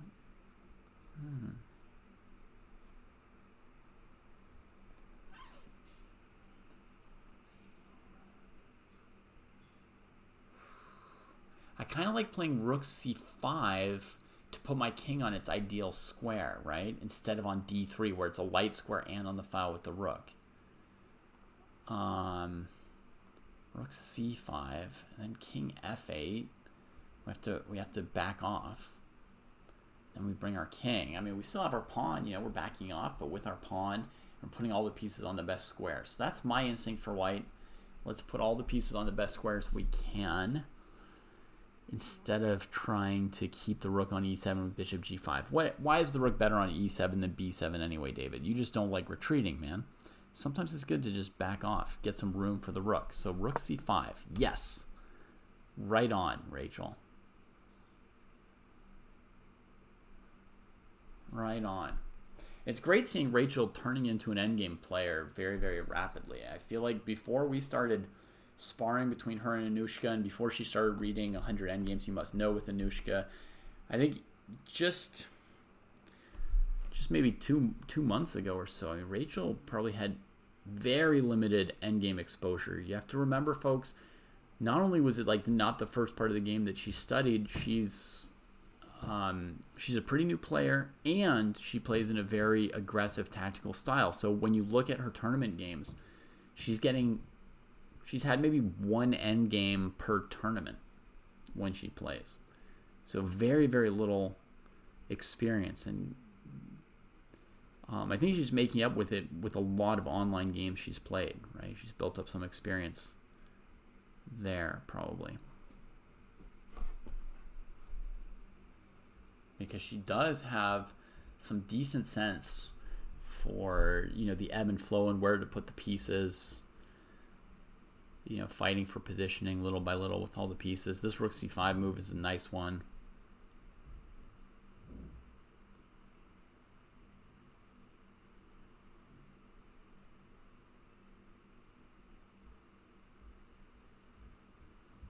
Yeah, king f8's been played, sorry.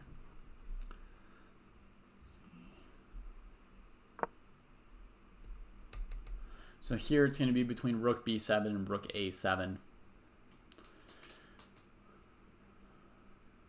Similar moves. Just getting out of the way.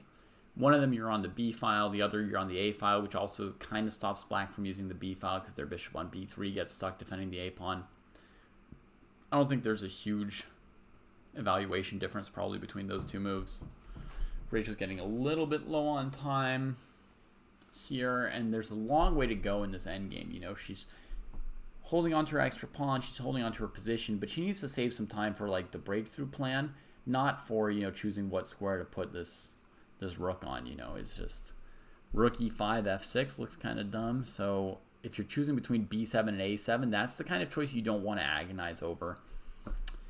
You know, I'm very quick and casual about saying, you know, either of those moves is fine.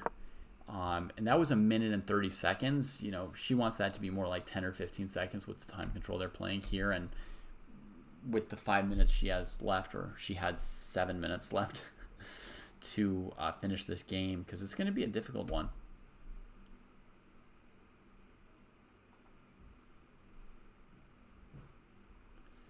All right, we got a question from HMD. Wanted to ask if there was an issue with rook c7 after bishop e6. Let's go check that out. Bishop e6, rook c7 here, right? Yeah, this kind of, HMD, you're kind of playing into Anushka's dream with that. And I think I mentioned it earlier in the live position. I actually gave a variation like this. And that this is kind of what Anushka or Blood Queen has in mind for black. She wants to get a lot of counterplay with this a pawn.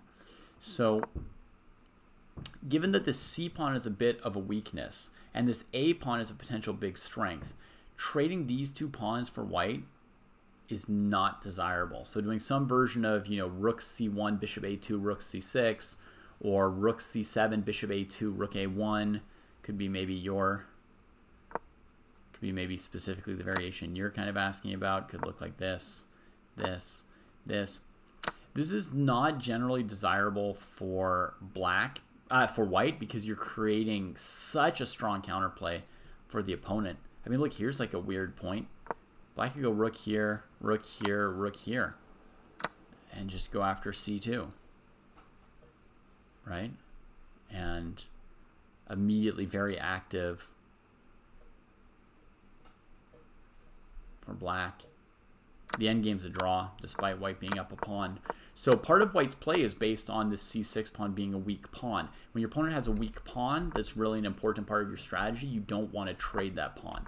And in general, if you're trying to win and you don't yet have enough to be winning, and Rachel has one extra pawn and an opposite colored bishop ending, so she does not yet have enough to be winning, right?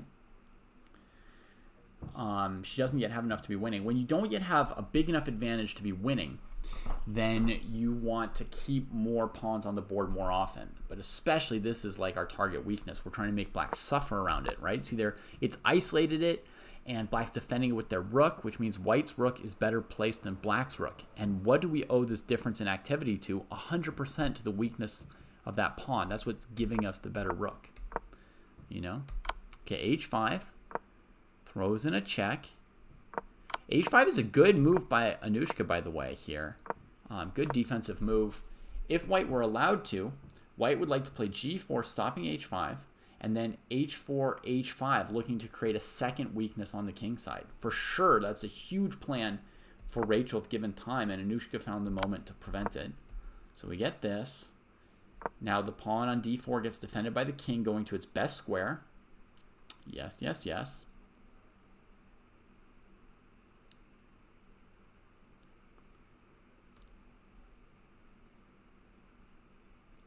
Now, what we can start thinking, now Rachel's got almost all the pieces on the best squares. She's got her extra pawn here in the center, but she can't push through her extra pawn and make a queen, right? So we need a different plan for white here. What would be a plan to improve the position here for white? One thought I have is to have this bishop improve to the f6 square while harassing that piece. And then look for the idea of h3, g4, open a file on the king side and play for rook h8 checkmate, That's the first plan that comes to my mind to try and improve White's position from here. Bring the bishop here to own the dark squares, then trade a pawn on the king side with g4 in order to get the h-file. Probably not the only plan, but that's one nice one. What else could we do? We could go rook b6 and try and just break black on the c-pawn. Oh yeah, that's an obvious plan too. Idea would be black will play rook d6 at some point, then all their rooks are undefended, right? There's like pins and pins. And then maybe at some point you could play d5 as a break and win the second pawn. Rook d6 played in advance by Anushka.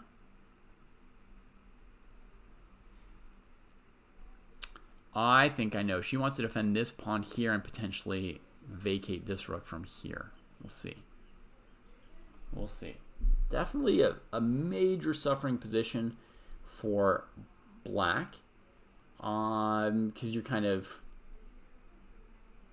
playing, hoping to put up enough resistance to save a draw. There's kind of like a feeling like maybe after 6 hours, you know, if you play this in a tournament, maybe after 6 hours you eventually lose. And what did you do all this work for? But there are people who are just tough, even in these situations. They hang around, they play the tough moves, and then they save some points. They don't do it for nothing. There are two Endgame books that I read that had a great impact on me. One was Endgame Strategy by Shereshevsky, and the other was Dvoretsky's Endgame Manual. The latter, the manual, I would only recommend to players over 2200 and mostly over 23 or 2400. The Endgame Strategy I recommend to anybody in the 1400 plus range. It can already be a fun book. All right, here comes rook f6. White kind of walked into that move a little bit, forcing a retreat. So I don't think bishop f4 was precise. And Rachel gets pushed back. And, you know, her time resources for finding a breakthrough dwindle a little bit more. So, yeah. She's going to have trouble pulling this off with the time she has.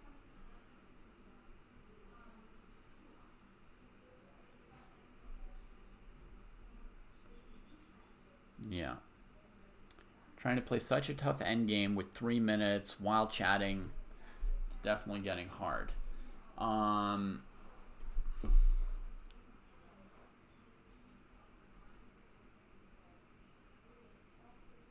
Maybe a move like f3 to free up the bishop a little bit. That just got sent into kind of a passive retreaty zone. Instead, she goes for it without improving her stuff first. Okay. I mean, she's a pretty good calculator, so this might work here. But it's a very committal move, you know, where I would prefer to have my pawn on f3, my bishop, you know, come back out to e5, really restrict the squares for the opponent's pieces. But she goes for it with her e-pawn still undefended. Rook e8 from blood queen. And now you just calculate pawn takes, rook takes, c7, right?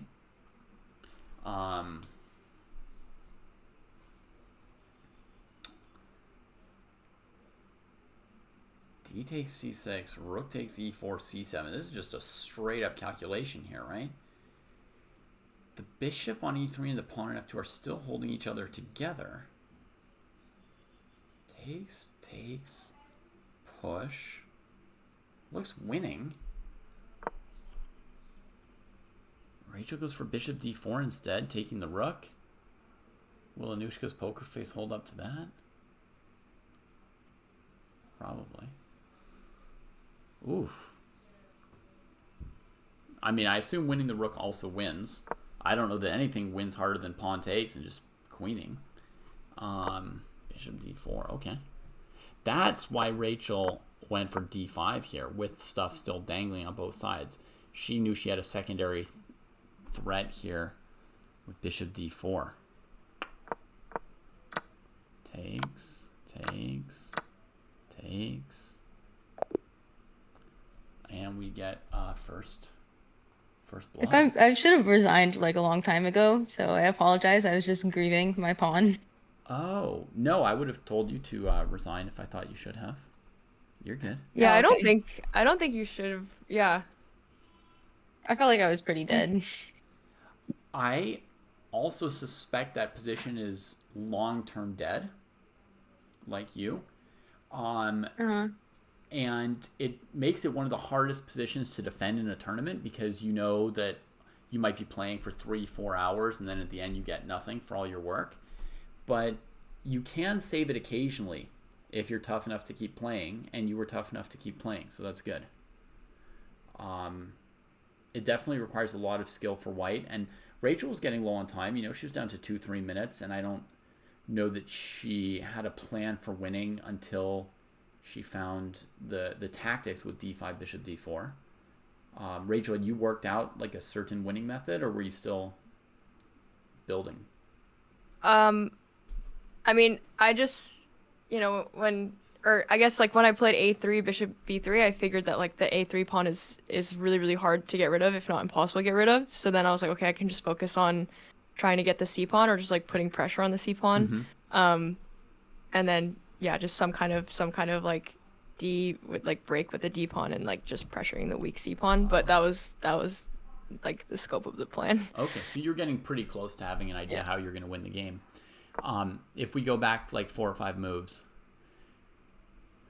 let's say Anushka didn't bring the rook off on that adventure to f6, you would have brought your rook to b6 to attack the c pawn more, and then try to play d5 when one of her rooks is undefended. Is that kind of the Yeah, idea around here? I was thinking about rook b6, yeah. I mean, I wanted to put both rooks on the 7th rank, but like with the bishop on b3, I didn't think there was much hope Mm-hmm. there. Yeah, So yeah, I probably would have played rook b6 and then kind of went from there. yeah. Maybe like king c3 and maybe even, yeah, I don't know. King c3 and then try for some kind of d5. But I mean, the bishop's covering d5 and yeah, so I wasn't too sure exactly how it would go, but just to like force the two rooks to stay guarding the c6 pawn, I thought that was a good start. Mm-hmm. Yeah. Yeah. Okay. Well, good job. I think that knight e5, probably a good decision, right? You were willing to play the opposite colored bishop ending. Some people would fear that you don't have enough to win if you go for opposite colored bishops, but that is, I think, kind of the point of this line for white, is to be able to press some of those positions based on superior piece placements, right? Partly the king, partly that weak pawn on c6. So I think it's a good judgment to try and play this endgame as white. That's what white's looking to do. And I guess, Anushka, your move a4 without defending the e7 pawn was probably too aggressive. That was a blunder. Yeah. Yeah. Yeah. I made the same blunder, by the way, in analysis when I was watching the game. Mm, Um, okay. I wanted to go for f5. I don't know why I didn't, because when I'm looking at it now, well, now that I can put all the moves on the board, I like it. But when I couldn't see the moves played out, I didn't like it. So I guess this is helpful for in a tournament game. mm-hmm. Oh, sorry, f5, not f4. Yeah, where do you like f5? I guess after rook b1. Okay. Yeah, I didn't know how I felt after f5 e5, but obviously it's great. So, I mean, not obviously, maybe it's bad. I think it's great. I don't know why I didn't go for this. Okay. Yeah, fair enough. So, yeah. I'm probably going to have to leave you guys in a little bit, but clearly this gives us some paths or some clues of what we could look down, right? We could look at f5 for black as a break. I figured that was your first instinct in these positions, Anushka, so there was something that really that you were investigating with a5, which is more of like a newer idea for you. I figured maybe you were dreaming of going a5, a4, bishop e6, and making the a pawn pretty strong. as I was kind of counterpoint like, what, five. like, why not do that? Like, what happens if I do that? Right, like So, what is white up to? Why don't you have the time to just improve the a pawn and see what she comes up with? yeah. Yeah. Yeah, and I think also one thing for us to pick up on is if we're going to play bishop g4, we have to be very we have to expect knight e5 from white, so you have to have some reason to think that knight e5 is not particularly good in that position. Otherwise, bishop g4 is kind of asking for it. You could have just kept moving your a pawn to some extent, right? And kept ignoring what she did. And as it turns out, the bishop g4, knight e5, bishop e5, rook e5, it ended up just making your plan a little bit worse because you'd spent time trading off one of your bishops, right? You could have maybe done the same thing, like a4, rook takes c6, a3 maybe, right? Experimented with some position like that. And the fact that you haven't played bishop g4, fine. It's not hurting you. In fact, at some point here, bishop g4 might be better when white doesn't have knight e5. So you can just sort of leave that move hanging. So that's like a pattern for us to always thing to know. Keep track of, right? Is bishop g4, knight e5 in this kind of endgame position, checking on it. And I would say overall, Rachel did a really great job of playing an opposite colored bishop ending, so that's very nice to see. She showed good handling of it. When she played rook c5 in order to put her king on the best square on c3, that was very good technique in particular, because the king's going to be so much better on c3 than anywhere else at that point. So that was very nice. And yeah, so we've got some things to investigate in the future. We can look at an f5 plan for black. And if we look at that rook d1 e5, we've got, king c3 or king c2 to look at. And that's an interesting position that we could play out once or twice. Right. Yeah. Any questions from either of you on what we've just seen today? No, I think the first idea that you gave of like king c2, king c3 was super helpful because I had that, like, that was like the inspiration for playing king c3 because I was looking at it and I was like, okay, like the king on the d or the e files, like there's just ways to pin the pawn and create havoc, but then I was like, wow, the king on c3 is really safe. Yeah. So, but I don't know if I would have came up with that idea if we hadn't looked at that in the first game. Yeah, actually, you got to play this move rook c5 twice this game.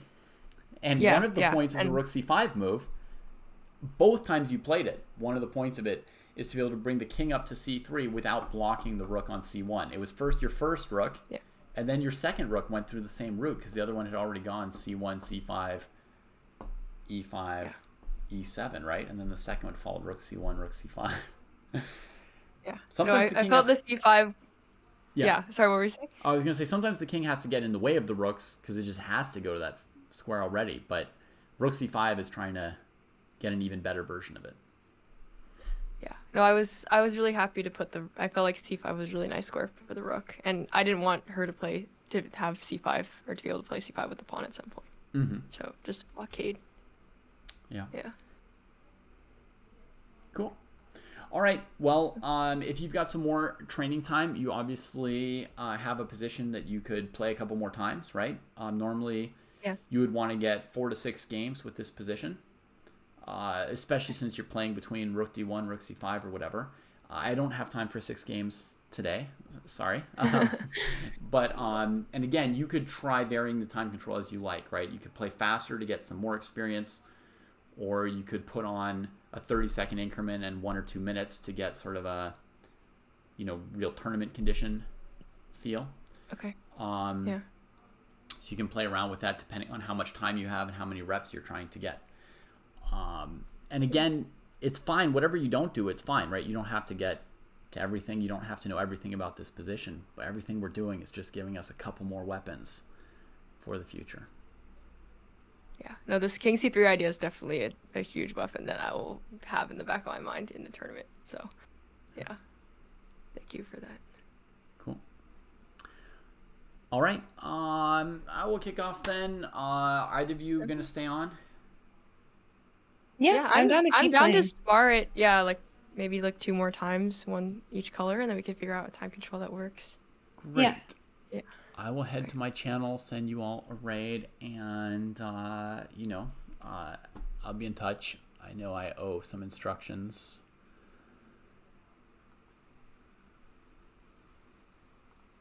So yeah, enjoy. Thank Okay, you. thank so you. much, David. I'm gonna shout out Chesto Jill. Yeah, me too. It's late/early here, so I think I'd best sign off. Thank you. Yeah, thank you, Screws. Goodbye, Thank you, Screws. David. Bye. Okay. Hi, David.